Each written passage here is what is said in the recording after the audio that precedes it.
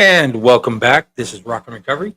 And today, this episode, I've got a special guest. She's a friend of mine.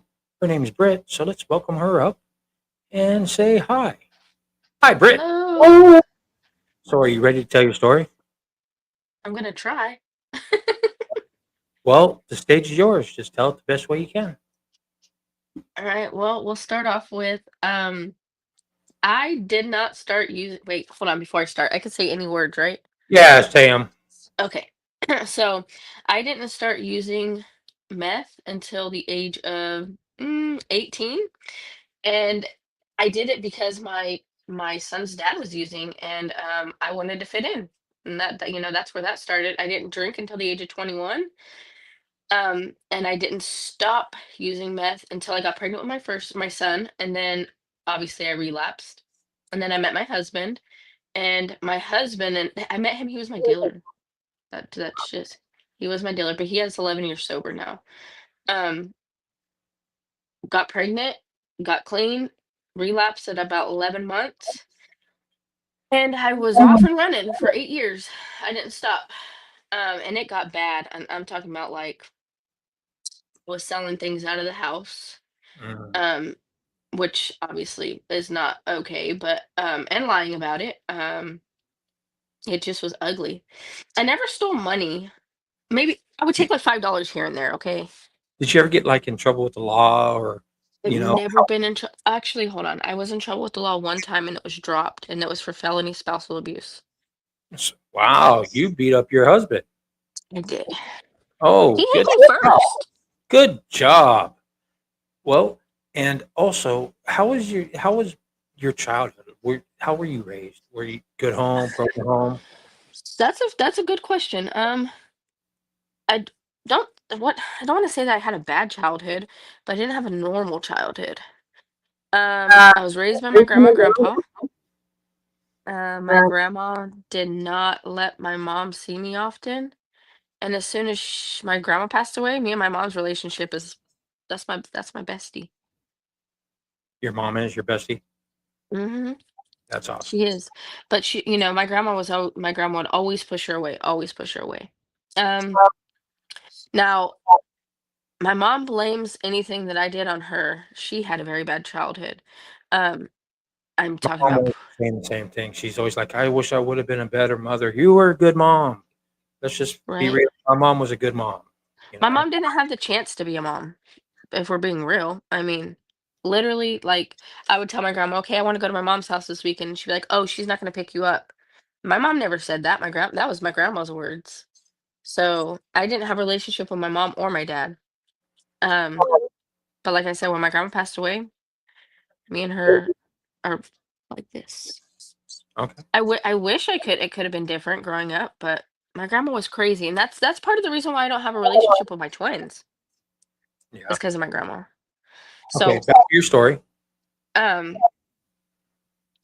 I So whenever I went to jail for that felony spousal abuse, I signed over rights to, well, I don't think it was rights, but I signed a paper with the sheriff's department for my son to go with my stepson because my husband was like he was drunk, so they wouldn't let him go with him.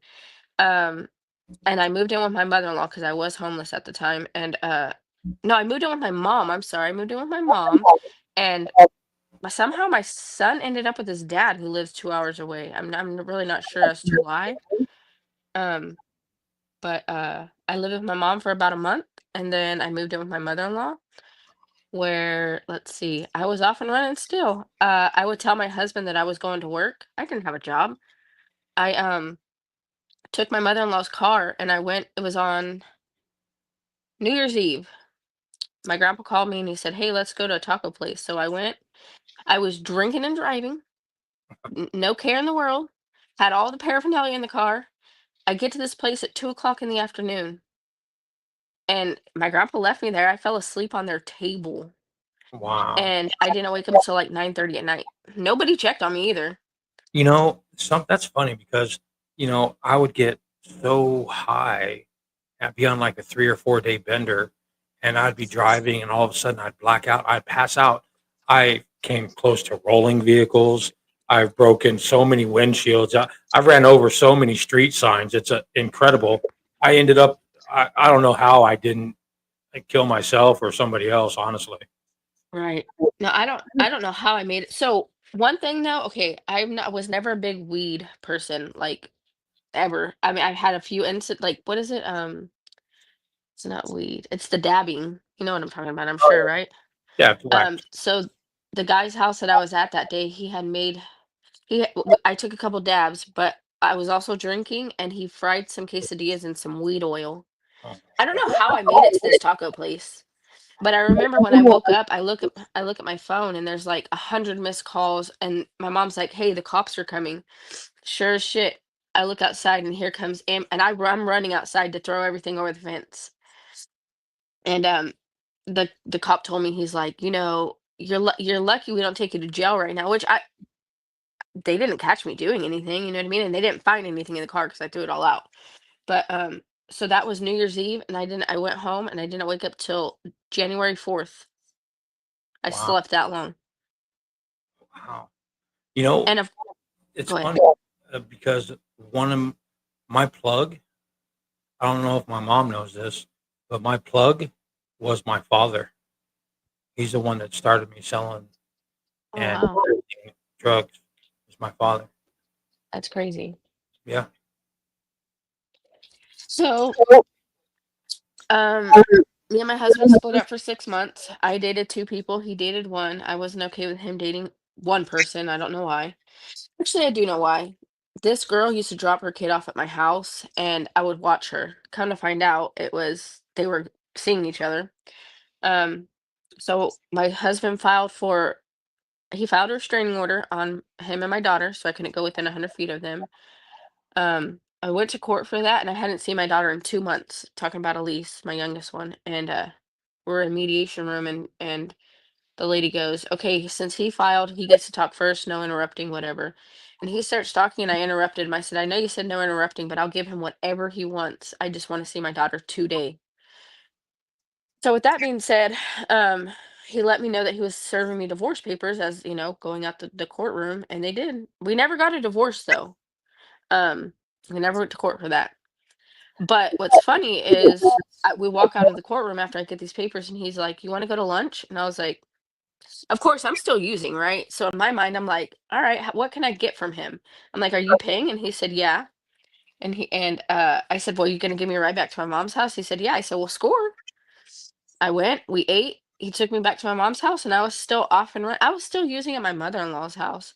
He found it in the jacket pocket. It was like it didn't matter how many times he found my paraphernalia, my whatever. I would still sit there and constantly lie to his face. "Oh, that's not mine." "Well, whose is it then? My mom's?"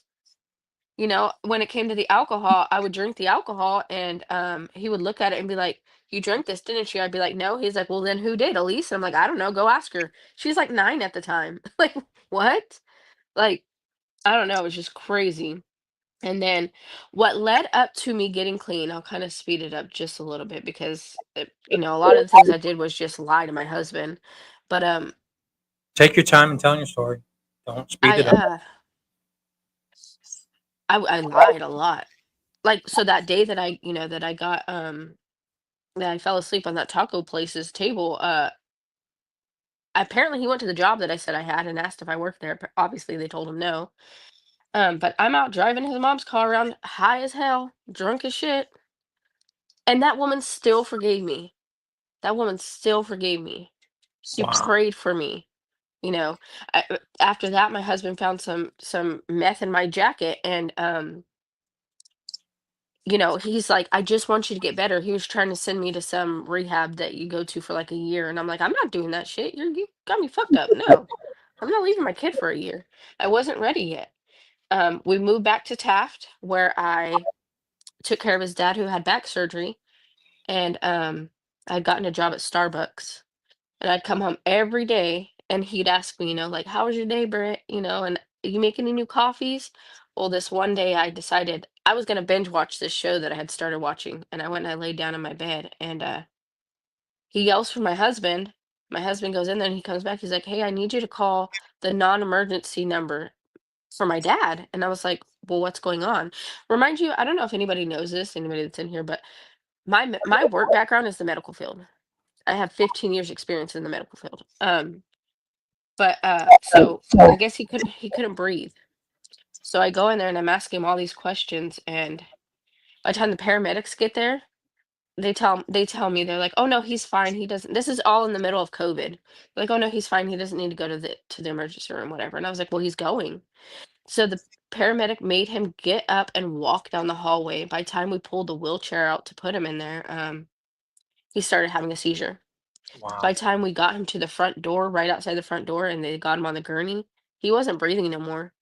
And I told my husband, I said, "He's not breathing." And maybe the shock, I'm not sure, but my husband was just not answering. And I was like, "Dude, he's not breathing." And so my husband finally yelled at the paramedic. They did not check him, not from the time they had him. Maybe what felt like 10 minutes was probably only like 3, but they got him in the back of the ambulance and they started CPR. And 45 minutes later, they called it. Wow. So that was really traumatic. Um, and I dealt with that more. That's when my drinking got really bad, like really bad. I was not going to that funeral without being drunk, Right. and I did. It wasn't noticeable because I think the reason why is because I ended up with COVID, so I looked sick anyways. But I didn't stay at the reception afterwards. I came home and I went to sleep. And my husband asked me too. He said, "Listen, I know you're still fucking up." He's like, "But I'm going through a rough time right now and I need you to get sober." And I was like, "Yeah, sure, whatever." But I didn't. And then 2 years later, his mom calls and she's like, this is Father's Day. She's like, "Hey, um, can you guys come visit me?" And so we go and we visit her, and 2 days later she passes away. So of course after that, I'm like, "Well, I'm definitely not getting sober now." And then I happened to run into a friend. Actually, no, I had Facebook at the time, and an old friend of mine, she messaged me and she's like, "Hey, do you have a pipe?" I was like, "What? I thought you were sober." And she's like, "I'm not. Just get over here now. Hurry up." And so I'm like, "Okay, fuck it. Now I have somebody to smoke with. Whatever." You know what I mean? So I take what I had and I go to her house, and it was on and running from then for a whole year. Like, I ended up, I stopped working at the job I had. I continued to tell my husband that I was working there. Um, I was at her house every day. So he's at work and I'm at this girl's house. And so he finally caught on. He finally caught on because we have $3 generals here. So I'd be like, "Oh no, I'm working at this one." When he'd go to that one, I'm like, "Oh no, they sent me to this one." And then he'd go to that one and be like, "Oh no, they sent me to this one." Come on now. He's not stupid, you know? So he bought a GPS and he put it on my car. And I was caught almost. Um, I was getting ready to go to this girl's house in the morning. And remind you, I started drinking 6 o'clock in the morning. As soon as I woke up, I was drinking, I was smoking. That was just my, and if I didn't, I wasn't getting out of bed. Um, and I would tell myself, it's time to get sober. But in my mind, I tell myself I wouldn't have the energy to do anything.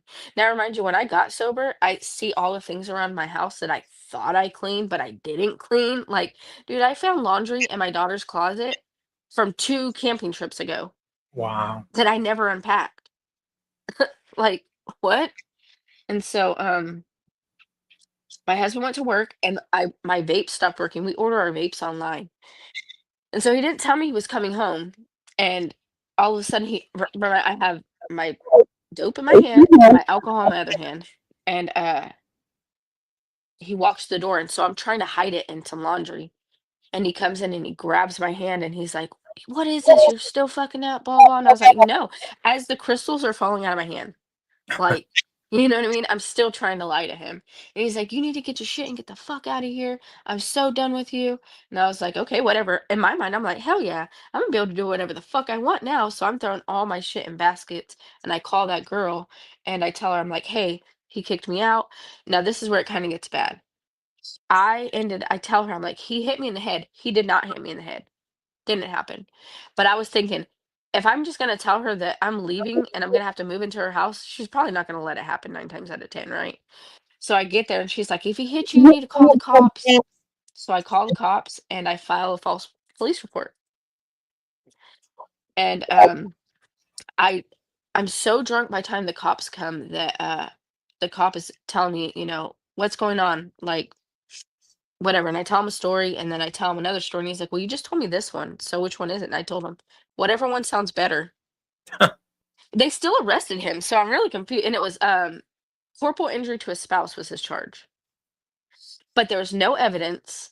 I wasn't injured. It was crazy, but of course, as soon as he went to jail, as soon as they actually arrested him, my whole world flipped upside down. I knew at that point I did something wrong, and I was ready to get sober. Absolutely. And so I'm sitting there, and my friend is like, "B, whatever you want." She's like, "I've got your back. If you want to bail him out in the morning, I'll help you bail him out. Whatever." You know what I mean? She's like, "But you need to calm down." She's like, "Change your clothes, get in my bed, and go to sleep." And I was like, "Okay." And I did. I fell right to sleep. And the next morning I woke up, and of course, she starts smoking, and she's like, "Are you gonna smoke today?" And I was like, "No, I'm done. I don't want alcohol. I don't want the drugs. I'm done." And she's like, "Okay, well, if that's the case," she lived in a trailer, so there was like an upstairs bedroom. And she's like, "You stay up here, and anybody that comes over, we're just gonna stay down here." She goes, "And close the door." She goes, "Until we can figure out what you're gonna do from here, that's what's gonna happen." So when my husband got bailed out of jail, I kept blowing him up, blowing him up, blowing him up. He's like, "I don't want to talk to you right now." He's like, "I don't know if we're gonna stay together." And I was like, "I need to get out of here. I don't want to be here no more, and I want to get sober. Like, I haven't used today, I haven't drank today. I don't want to be here." And he's like, "Well, check." This was the day of the fight. Mm, I don't know, that big fight that was in November. Um, Mike Tyson fight, the Mike Tyson fight. And he's like, "I'm watching the fight with my son and everybody." He said, "Let that finish, and I'll pick you up, and I'll get you a room for 3 nights, or no, 2 nights, 3 days." He said, "Because I don't know if I want you here." And so he takes I had my dog with me. And so I get to she drops me off at this hotel or whatever, and they don't allow dogs. So he has to take my dog, and I'm crying, and he's like, This is what you want to do?" He's like, "Because he's like, I support you 100%, but if you're not ready yet, it's not going to work." And I said, "I'm absolutely ready." And so he brought me food, he took me up to the room, and he got me in bed, and he goes, "It's gonna be rough the next couple days." He said, "But you can do it." And of course, as soon as he leaves, I start telling him, like, "I want to kill myself. I just don't want to be alive no more." And he's like, "You are detoxing. Just go to sleep." And so the next morning, him and my daughter bring me, because this was Friday, him and my daughter bring me breakfast, and I eat a little bit of it. And then later on that day, they bring me snacks. And I didn't realize what detoxing was until after the fact. The cold sweats, the shaking, the diarrhea, all of that. Like, I didn't know that's what that was until I got to rehab. But as I'm laying there on day two, he sends me a like a screenshot of this facility, and he's like, "Call this place and see if they'll take you." He's like, I'm pretty sure our insurance covers it." And they did. They covered every bit of it but $600. And I went for 20 days. And I'll tell you what, that was the best choice I ever made. The best choice I ever made, because anytime I tried to get sober before, I I would get sober and I'd still crave it. I'd still have triggers. I'd still have, and when I went to the facility, since I had detoxed at home, I had the choice to take the detox medication. I didn't take it. So that next day, after, the first night I was there, that next day, I was able to go to meetings offsite. And I haven't looked back since. So you actually went to an inpatient rehab? I did. I went to so the place I went to was like 2 hours away, and they have three different homes with 3 bedrooms, so it was 2 people in each bed. And it was so my house didn't have men, but the house across the street had male and female. Um, but I also surrender myself to who I like to call Jesus Christ. And I feel like that has a big thing to do with it, because I never did that before, and I had so many cravings, so many triggers, so many, like, alcohol sits in my house and it doesn't bother me. Now, I don't know how the other would go. I don't ever plan to be around it. But I do know that as far as alcohol goes, it's right here, and it does not faze me. We went camping. Rock bottom was your rock bottom the time that you called the cops on your husband? Yes, that was my rock bottom. That was when you decided you needed to change. Because I realized I lied. And then I'm sitting here worried about, like, dude, I can go to jail for this, can't I? I'd been to Absolutely. jail. I've been to the holding tank one time, and I said I didn't ever want to go back. So I was definitely worried about, like, now I'm gonna go to jail for lying. Like, your lying has to stop, and the only way that's gonna stop is if you get sober. So what do you do to maintain your sobriety? Well, I go to meetings 2 times a week.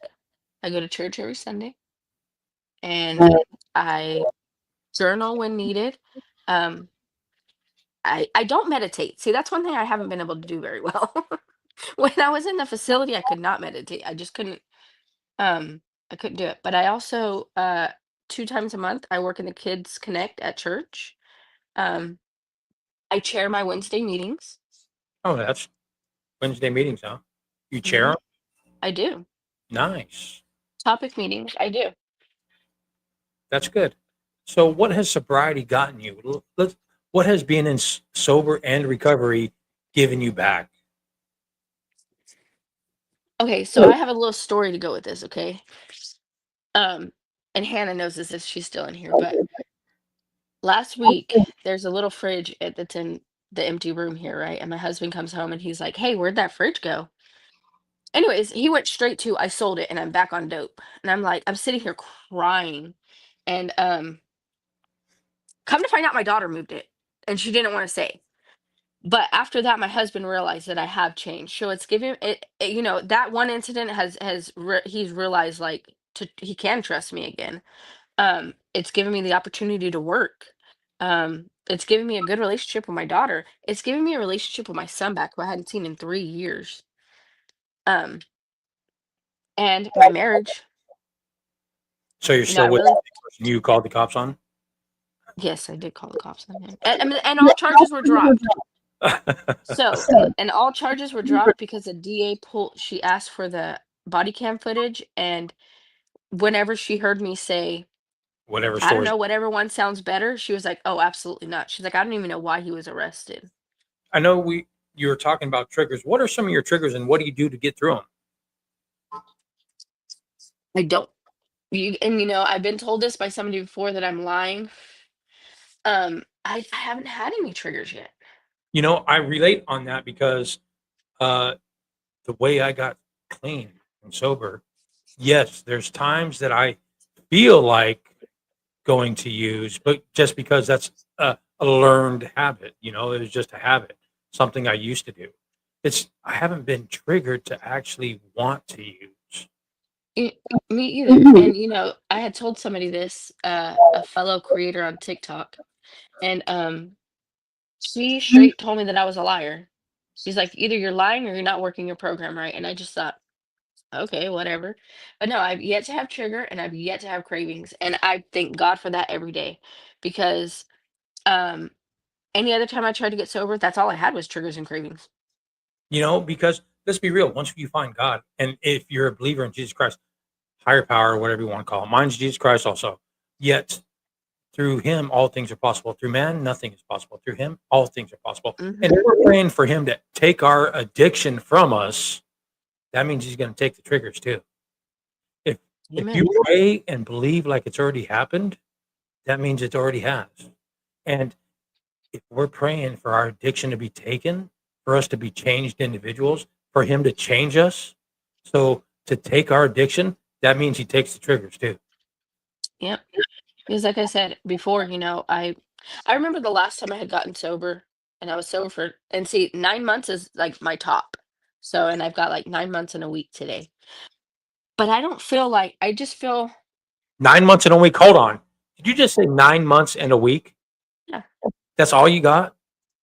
Let's go. 9 months and a week. That's a long time. That's what, 3 months away from a year.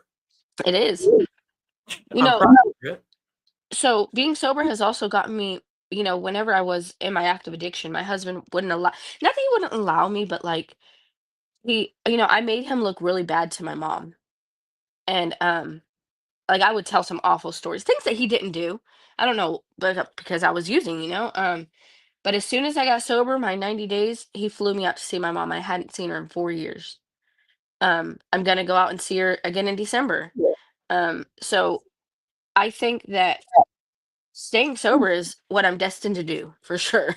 Like, um, great things come when you're sober, You know, and they don't all come at one time. they don't.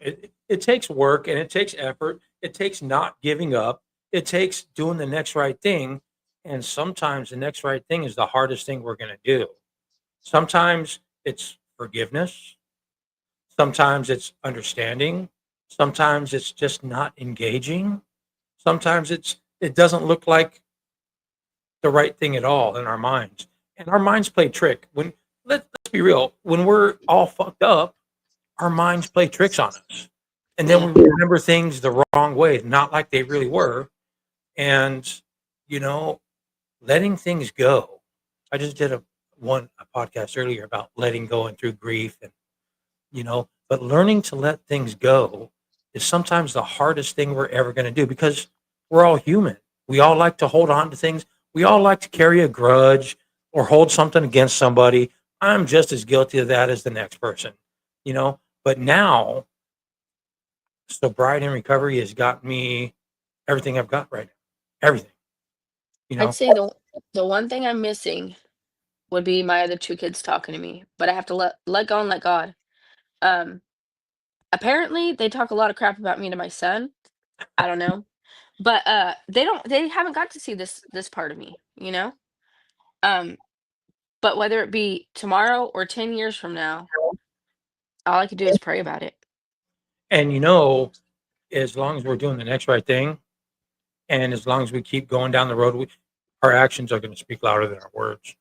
We can tell somebody, like we've told them a million damn times, that, yeah, I am clean and sober. I'm changed. I'm this or that, you know, but it's the actions and the way we carry ourselves and the way we keep doing and reaching out and talking to others and helping other people through shit. That's what speaks louder than any words we're going to be able to say. So And oh, sorry, go ahead. go ahead. I was just gonna say the last time that I had gotten sober, I relapsed at 9 months. And I lied to my husband the whole time and I told him I was sober up until obviously he knew, but he got me this coin for 1 year, right? Which I'm gifting to Hannah when I get her package together. But he had found it the other day and he's like, I pray that you make it to a year and another year and another year and another year. He's like, you're getting back all these little things that you you wanted so badly. He said, and I've told you for so long, it gets better with time. But I put that man through the ringer. We've been together for 13 years and we used together for 2 years and we've been married for 10. And not 1 year, well, 9 months and 1 week is how long I've been sober throughout this marriage.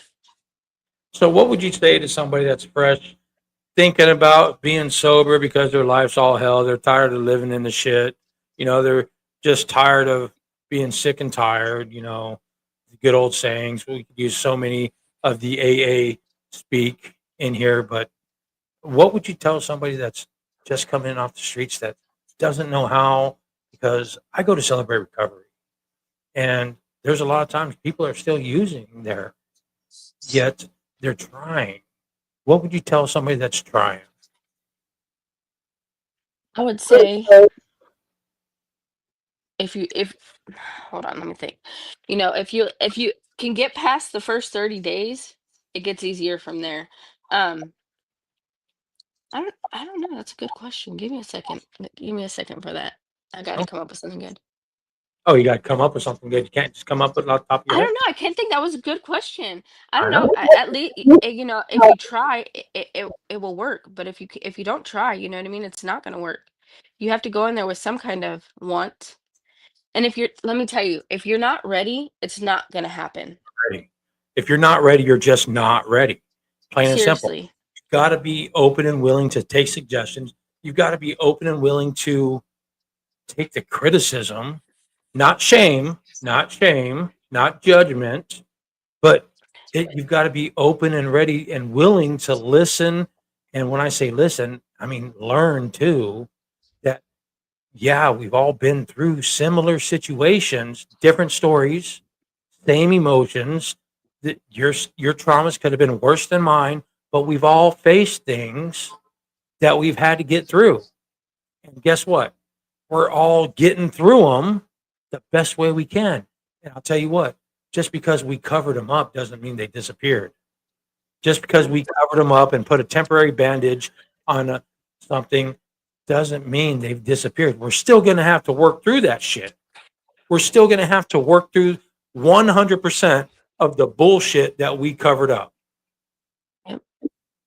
And And little things come out too, like little lies. My husband has, like, oh, so you lied about this, and I'm like, I did. I can't change that I lied about it, but I'm letting you know now I did lie about that. you know, and sometimes we get irritated with with the situation that we're in, and we will snap on those closest to us. And normally, the people that are closest to us are our spouses, our significant others, are the people that we care about because they're close to us. And then we have to apologize. And I really hate apologizing to anybody, especially when I know I was wrong. You know, and I know I did something that I shouldn't have. I really hate apologizing, but it's something I got to do to get it off because they didn't deserve that behavior from me, you know? And it goes back to that trusting. One of the biggest signs that my mom trusts me now is she gave me her credit card and lets me use her car. Right. When I was in addiction, I could swore up and down that I was clean and sober for years, but she would never have given me her credit card and let me and the keys to her car. She'd be like, "Yeah, I'm getting the police report ready right now." Right. Yeah, you know, it's So full circle moment. A memories popped up in my phone. I don't know if you. Yeah, I don't think you have an iPhone, but no. and it was screenshots of messages to my husband in June of last year telling him that I was going to the school district and I was applying for this job. I wasn't doing that. I was out running around. This year, I got that job that I said I was getting last year. Hey, there you go. I know you just started a new job. How's that going? It's going good, except for the little window lickers got me sick. I I don't was know. down for the count yesterday. I don't know if we can use that term on YouTube, but window lickers do get us sick. You know. We can't? My bad. Oh no, you can. I'm just Oh, joking. okay. But yeah, no, it's going really good. Go ahead. Today was a very hot day. It was like 103 out on Mm, the playground. And they still had them playing outside. I did have to miss work yesterday, but it was approved, and I have 75 hours of time, so I got paid for it anyways. nice. Um, but I was telling my husband yesterday, I was like, I don't want to miss work. I literally started this job Monday. He's like, but you can't go to school and get other kids sick. So I stayed home and I slept all day yesterday, and all the little kids missed me.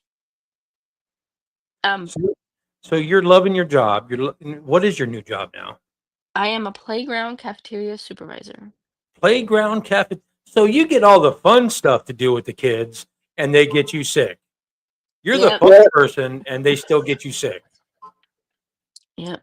But there is a new position opening. I don't know if any of you guys know this, but I am bilingual. And No, that threw me for a loop right there.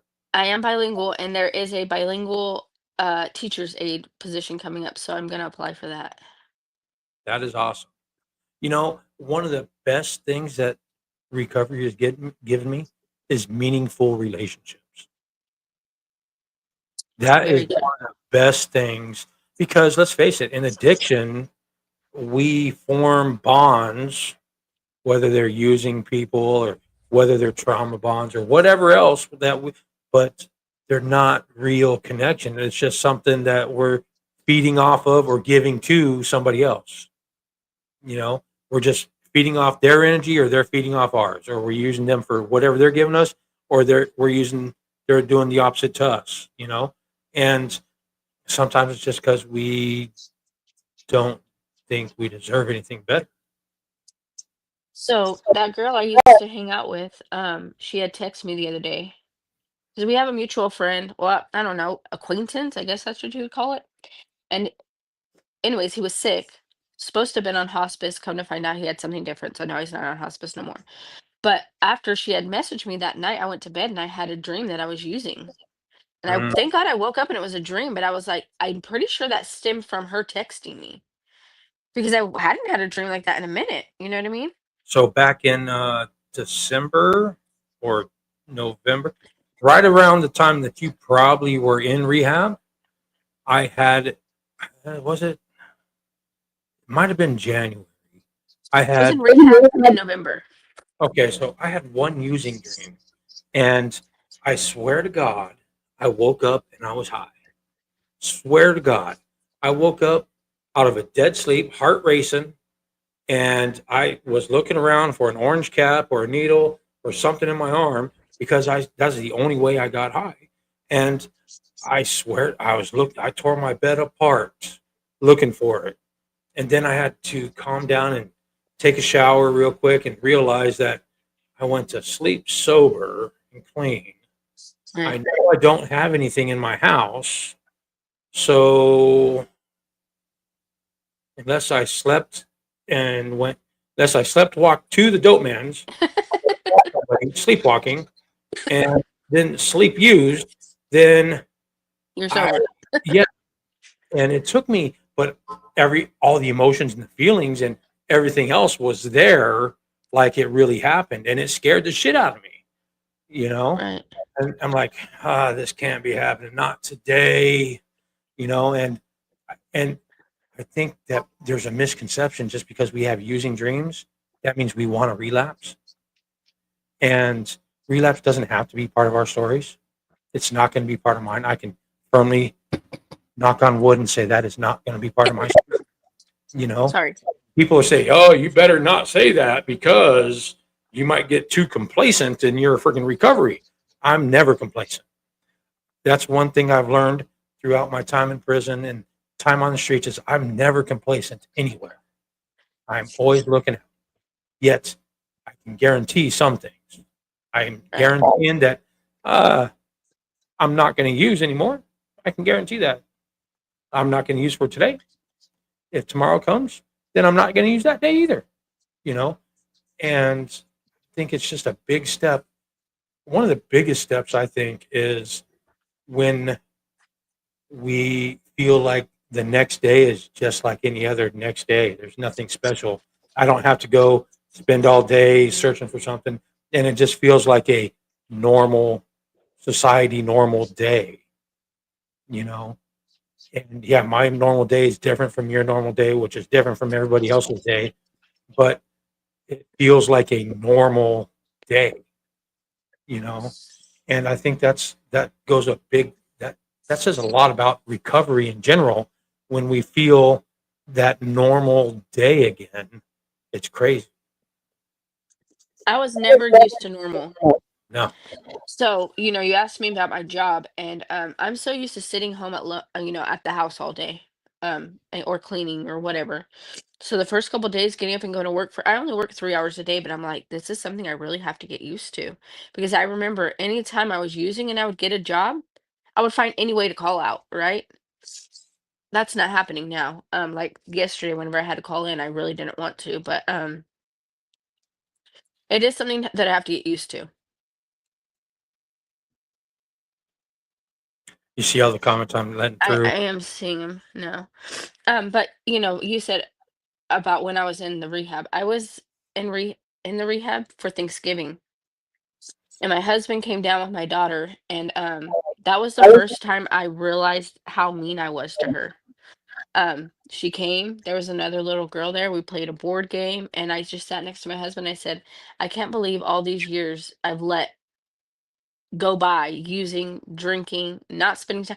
Like, I was so sad when it was time for her to leave, and they left, and my husband didn't even, because they parked right out front, and you could see where the car was out the window. And he texted me and he says, no, he called and he said, I just want to tell you that I'm so proud of you. And I could finally see my wife being sober. This looks good on you. One of the hardest holidays that I had to go through was also Thanksgiving, and I was invited. You know, I did it alone on purpose, kind of. I didn't want to be that person that got the last minute invite because everybody knew that they was going to be alone. I didn't feel like being that sympathy or pity invite, you know. And yeah, I love my aunt and uncle to death, and they invited me like through my cousin. My cousin invited me. She's like my best friend. one of them, but she invited me. Like, no, we're eating over here, so I don't know why you're not over here. You know you're invited. I don't have to tell you you're invited. You could have just shown up. My aunt and uncle said the same thing. Just show up, Jay. We're plenty of food. Big Italian family. We got plenty of food, And I'm like, nah, I think I'll do it by myself. Yeah. You know, that was the very first holiday in the last however many holidays that I can remember being truly alone with nobody. Even in prison, I sat at a group of I sat at and ate with a group of people, associates or friends then, and I was never. We celebrated together the small things like Thanksgiving, like extra food, you know. So being alone took on a whole new meaning because I was literally by myself. Nobody, nothing. I ate chicken nuggets and French fries. Mm. That was my Thanksgiving meal: chicken nuggets and fries. And my mom Oh, that's so sad. was alone. No, my mom, I think, went to her friend's house. I think, and she's like, "I wish I was over there. I wish you'd come here." I'm like, "Nah, I'm good. I want to be alone." I did it on purpose to learn to live with myself. You know, and I got comfortable being alone, but not lonely. You know, there's a big difference between the two. One time when we had group meeting at the facility I went to, and I remember me and my husband had gotten to an argument over the phone. It was really stupid, but I had said, I was like, if by time I leave this place my husband doesn't want to be with me no more, I'm like, I'm okay with it. Like, I don't care. Like, I was just in that mood. Obviously we got over the situation, and we have a great relationship now. A very great relationship. It used to be he'd come home from work and I would find any way possible to leave the house because I didn't want to be around him. And now it's like, where you at? Why aren't you sitting next to me? I need you right here. Like, it's kind of a little too clingy, but um I'm grateful that the relationship took like a whole turn, because could I live without him? I'm pretty sure I could, but do I want to live without him? Absolutely not. Absolutely, I understand. You know, and it's fun. Yeah, I got a call. I just hung up on him. That's my buddy. He's inviting me to the Coca-Cola 500. I don't want to talk to him yet because I'm busy. Uh, but it's funny because I never thought the relationships that we formed in addiction are so different from growing and forming new relationships that it's unbelievably better. First of all, because you're not it's not a codependency type relationship, whether that be a friendship or uh, a different type of friendship, whatever else. The people that we meet and that stick around are meant to be there now. I'm glad you said that. So I met Hannah through TikTok, and I've never had a greater friend than her. And we haven't even met in person. You know what I Yeah, mean? Like, I used to think that that girl I used to run around with was my best friend, right? Obviously not. But I've never had a friendship as great as mine and Hannah's. Like, that's another thing that I'm so thankful and grateful for in this sobriety journey, recovery journey, is finding Hannah. yeah, Because there's been days where I'm like, not that I want to give up or anything, but I'm just like not in a good mood, and I could text her, and vice versa. You know what I mean? Like, we get each other out of each other's funks. right. So And that's the I'm best thing about a true support and a true friendship is that we can be comfortable with somebody and you know know that it's okay to feel however we're feeling, and they'll either get us through it or talk shit about the next person or whatever else, you know help us through that how the best way they can Yeah, in a way that we relate. yeah, I am very, very grateful for her. Um, Yeah, and my Hannah is. husband, sorry, go ahead. I just said Hannah's awesome. I was just gonna say once I hit my year, God willing, um, my husband's gonna fly me out to meet her. So I that's did not. another reason to stay sober. Come on now. Hell yeah. Shit, you've got what? What is this month? This is 8 month, 9, 10, 11, 3 more months? You know, I I give all glory to God. That is Absolutely. why I'm sober, because never before did it ever happen. Never before did I ever not ever have triggers, or you know what I mean? Like this time around is so different. Um and I didn't say this part earlier, but I've realized, because my first week in the rehab, I kind of did have, I don't want to say triggers, but um like I wanted to use, right, the first week I was there.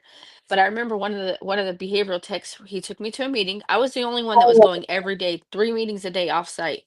And he said, "Do you believe in God?" And I was like, "Yeah, why?" I was no, actually, I think I said, I'm on the rocks about it, like. Yeah. And he said, "I want you to do me a favor." He said, "It doesn't have to be right now, and it doesn't have to be today at all." He said, "But pray, pray, and see what happens from there." And that next morning, I got on my knees in the shower and I prayed to God to remove all of these, all of the cravings, all of the triggers, and from that day forward, I just like, it was like a weight was lifted off my shoulders. A sense of comfort and peace and profound freaking happiness, actually. You know, And it's amazing that that happens, you know? it is. And I've kept in contact with the girls that I was in the facility with. One has stayed sober and the other ones have relapsed. Um, and I pray for them too, you know. So, speaking of relapse, what would you tell a person that just relapsed? Me and you talking, and let's say I just relapsed. What would you tell me? Other than cussing me out, what would you tell me? Well, first off, I wouldn't cuss you out because that wouldn't help anything. Well, I might. But That's well, it's just a bump in the road. We can pick up and move forward, you know? Don't let that be your rock bottom, you know? It was an accident. Or I don't even know if it was an accident, but you get what I'm saying, I'm sure. Let's not look back. Let's move forward from here. absolutely. You know, one of the things that I would say is just get back on it. Just, fall off the wagon, get back up, dust yourself off, get back on it. You know you can do it. You've already done it this long. You already know you can do it. So let's go. What's holding you back? What haven't you addressed that you need to address that's holding you back?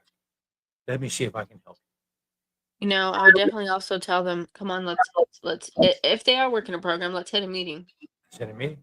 Yeah, absolutely. Unfortunately, because I work a program, but unfortunately there is only one, there's no NA here. And obviously that was my biggest problem, right? But I use AA as a foundation of staying sober. I did have a problem with alcohol. Like we went to Vegas and my husband was like, "Oh, you didn't have a problem with alcohol. You can have a drink." And I'm like, I don't know about that. Like, not happening. But I do use AA as a foundation of staying sober. And it might not work for somebody else, but it's what works for me. Absolutely. We don't have NA here, and I don't have the gas money to drive an hour every couple days. So, and I've tried the online meetings. I know you're probably going to ask that, and I'm a more in-person type of girl. I'm starting to, I've been going to Celebrate Recovery for like 2 months, close to 2 months now. And I find that I enjoy the people there just as much as I do the meeting. Right? It's a whole there. I'm not going to talk about it because it's supposed to be anonymous, but there's just a whole different type of fellowship and camaraderie that you find there that some people just will never find, without that, And for me, I did it cold turkey, so I really didn't have support until I created my own support system. You know, Right. and that's literally what I did is I created my own support system, and it was different yet more rewarding going to someplace else. I have a question for you. Yeah, Didn't I hear you say once that you had went to court and they basically said that your recovery stuff on TikTok, that's kind of why they dropped everything? that's exactly right. uh, June 16th, the day after I celebrated my 1 year, that I had to go to court. And I didn't believe it when my lawyer called and said, "They're dropping charges, Jay." I'm like, "Bullshit." I'm like, "No, no, no, no. You got to tell me that again." And no, we're dropping the charges. They decided to drop the charges. So I go in front of the judge 10, 15 minutes later, and I'm sitting there, sitting there, sitting there. They call me last, of course. They make me wait for however long. They call me last, and the DA gets up there and starts speaking. She's like, "I didn't know. I don't know if you know this, Mr. Bush, but I've been prosecuting you for the last 14 years. 14 years, tried to put you away from life, tried to give you the RICO, the COCO Act, try sentence you to prison, sentence you to the halfway, sentence you to probation and did all this for the last 14 years of my life. She was the one prosecuting me." Oh wow. And she goes, "We've never seen somebody improve so much, and your non-formal way of recovery is working for you. And in the pursuit of justice, we don't think it's right to continue these charges, case dismissed." Amen to that. Yeah. I mean, I was bawling. My mom was crying. I mean, I was in tears, and they were happy, unbelievable, joyful tears, because now all of a sudden this bigger weight's off my shoulders, because I was going to have to fly back to Colorado and go to trial. And it was a misdemeanor, so I wasn't facing any jail. But still, is that whole fact that I had to go back to a place I just came from, and I didn't want to be there, Right. you know? And yeah, it was crazy. It was great, but it was crazy the way they did it, because I didn't know what was going to happen that day until like literally 20 minutes before that date. Now, 2 weeks before that, my lawyer asked, I'm like, "So what have you done for your recovery?" And I'm like, "Well, I do this. You can check my ticket. Got over 300 or 400 logged hours of doing recovery." And well, can I share that with the DA? Absolutely, you can. Yeah. Absolutely. So yeah, that they did take that into account. Yeah, 100%. They took that into account. My husband just got home. He's playing with the dog. Well, I want to start ending this. So thank you for coming up here and sharing your story. I Thank appreciate you it. for having me. I am so proud of you for that 9 months. I can't wait till you hit your year so you can Thank tell us you. all about it. And until then, I hope everybody keeps rocking their recovery. I'll talk to you later, Britt. Bye. Thank you.